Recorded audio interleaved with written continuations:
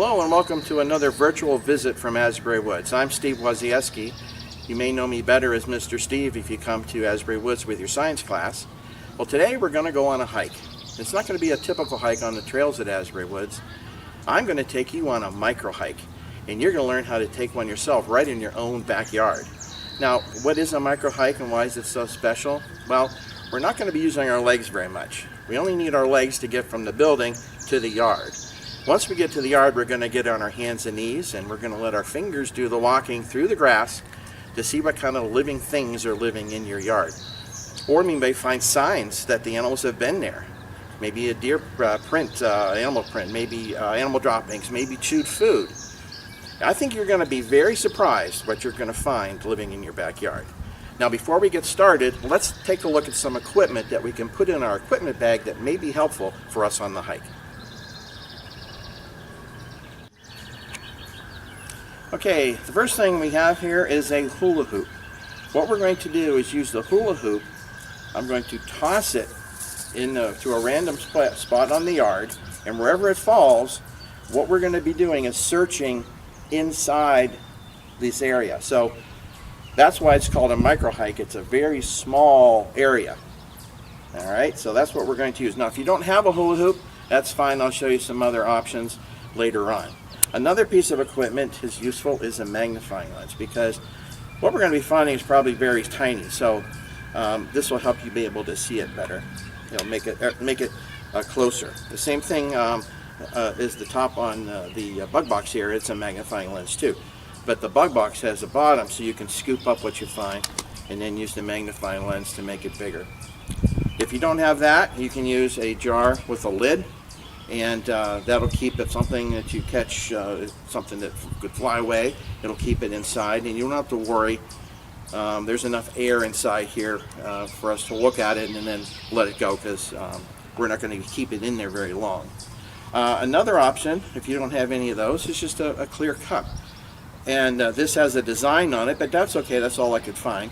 And we can still see through that. Now, if we see something, we can use a spoon. I would use a spoon. It's safer for the animal and safer for you. And you could scoop it into the container like that, or one of the other containers here. If it's something that could fly away, you could go like this and trap it, and then use a piece of cardboard to slide under, and then it would stay inside so that you could look at it and it's not going to fly away until you want to release it. So those are some pieces of equipment we're going to use. Also, to help identify what we're going to find, you can use these identifier sheets here. They don't have everything in it, but they're a very good representation of what can be found in our area. I have one here for beetles and one for bugs and slugs. If you don't have that, I've created a identification sheet, and this has on it most of the things that or typical things, at least what you would find in your backyard. And if you can't read yet, doesn't matter, you can just circle. What we can do is circle. So when you find things, you're just going to circle what you find. Let's take a closer look at this data sheet, okay? Okay, what you can do when we find things is we can circle them. I have some of the things I have here: earthworm, beetle, ant. This happens to be a baby beetle called a grub, and that's going to turn into a pupa or a cocoon, almost like a moth would turn into, and then come out as an adult beetle. We have a caterpillar here. Down here, you may not see the actual rabbit, but guess what? You might see signs the rabbit was there. Maybe the rabbit went to the bathroom and you can find its droppings, or maybe you can find a bird feather. Let's take a look at page 2. Okay, on page 2 I have a picture of some animal tracks. So if you see an animal track, you can circle that. Maybe some chewed food. That's another sign that the animal has been there. For plants and fungus, I have a picture of a mushroom. And different times of the year you might be able to find mushrooms in your yard. And a picture of grass, clover, and dandelion. Those are 3 very common plants that you're going to find in your yard. Now, as I said, this identification sheet doesn't have everything. It's just some typical things that you can find in your yard. So if you see something that's not pictured, you can use this space down below here to draw it.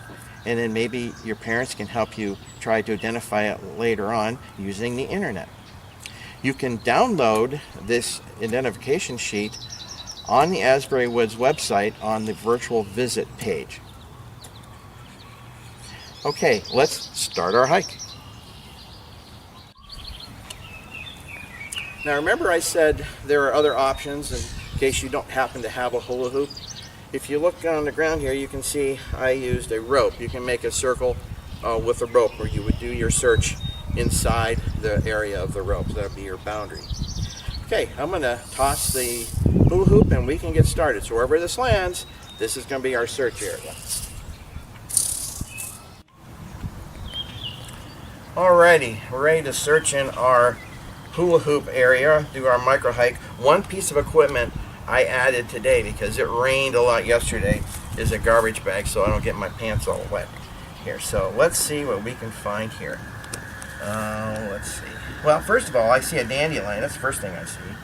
So we can circle that on our identification sheet. A dandelion is actually a really important plant. We all think they're all weeds, and of course they are considered a weed, but they're very important for honeybees because the honeybees use the nectar and the pollen from the dandelion. So that's an important plant. Let's see, what else do I see here plant-wise? I don't see any animals right yet, so I'll focus on the plants. I see clover.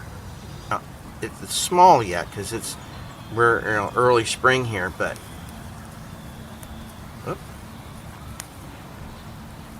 there's some clover right there.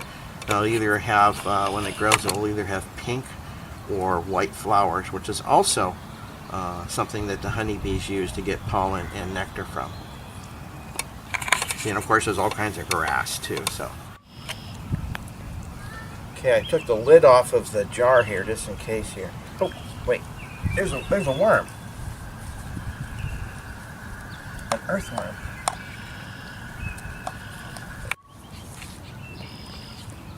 All right, now I see something here. Look at this.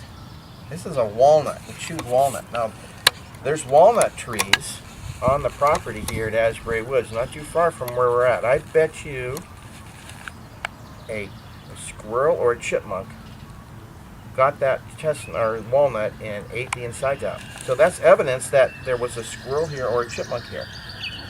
So I don't think I have that a squirrel or chipmunk pictured, but I do have chewed food. So you can circle chewed food and maybe down below draw a squirrel or draw a chipmunk. Okay, let's see if we can find anything else. Let me look over in this area. Oh, wait, there's a beetle. Okay, here's an earthworm, and they are very, very common and very, very important animals.